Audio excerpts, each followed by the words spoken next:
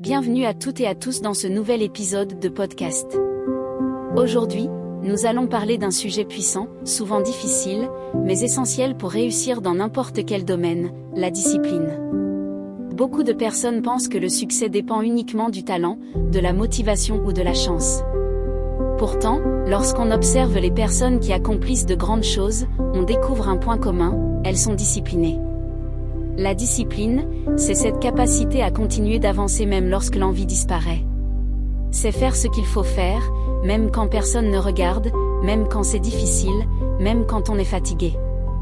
Aujourd'hui, nous allons comprendre pourquoi la discipline peut transformer une vie entière.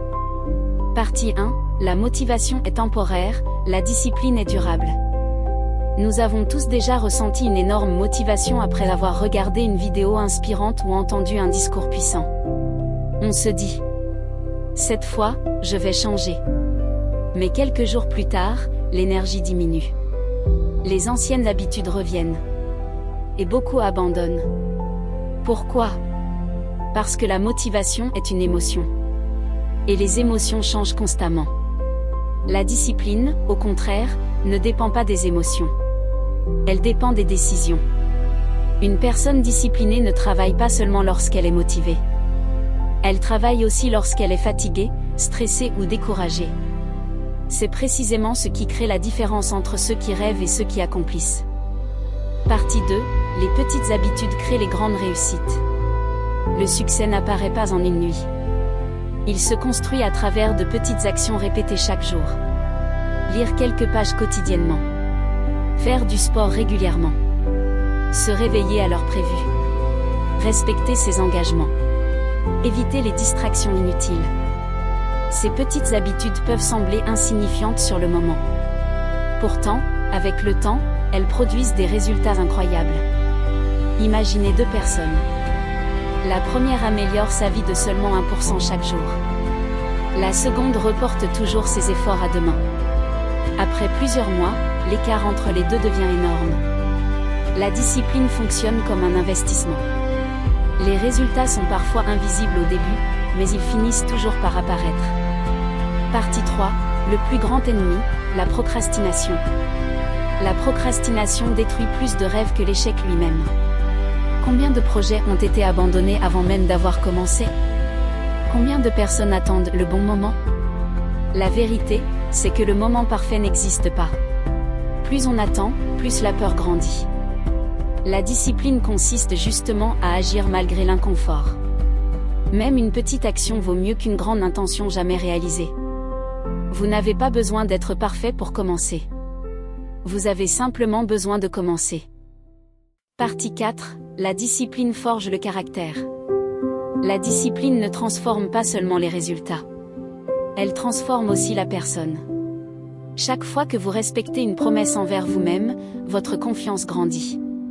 Chaque fois que vous résistez à une distraction, votre mental devient plus fort. Chaque fois que vous continuez malgré la difficulté, vous développez votre résilience. Petit à petit, la discipline construit la maîtrise de soi, la patience, la persévérance et la confiance en ses capacités. Les personnes disciplinées ne sont pas forcément les plus intelligentes ou les plus talentueuses. Mais elles savent rester constantes. Et la constance bat souvent le talent. Partie 5, l'environnement influence la discipline. Il est très difficile d'être discipliné dans un environnement rempli de distractions. Téléphone, réseaux sociaux, mauvaise fréquentation, habitudes négatives, tout cela peut voler énormément de temps et d'énergie. C'est pourquoi il est important de créer un environnement favorable à ses objectifs. Par exemple, organiser son espace de travail. Limiter les distractions.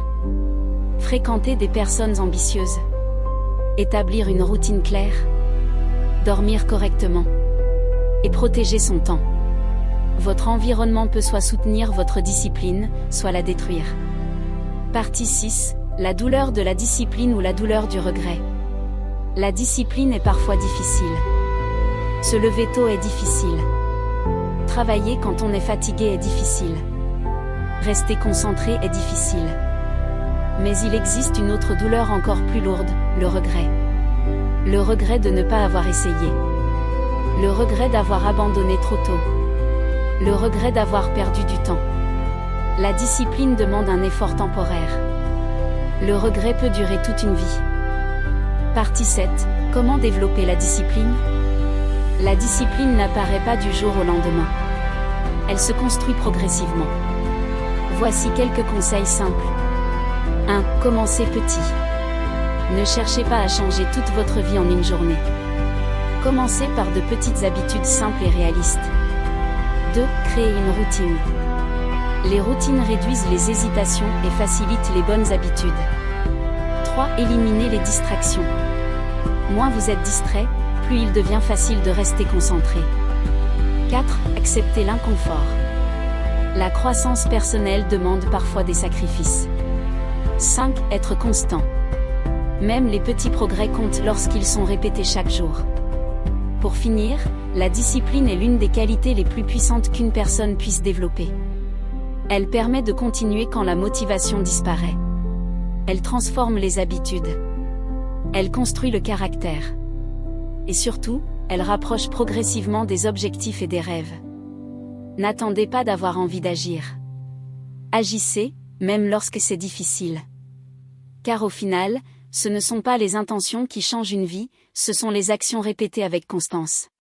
Merci d'avoir écouté cet épisode. Si ce podcast vous a inspiré, n'hésitez pas à vous abonner et prenez une décision aujourd'hui, commencez une petite habitude qui pourra transformer votre avenir. Prenez soin de vous, et souvenez-vous. La discipline d'aujourd'hui construit la réussite de demain. À très bientôt pour un prochain épisode.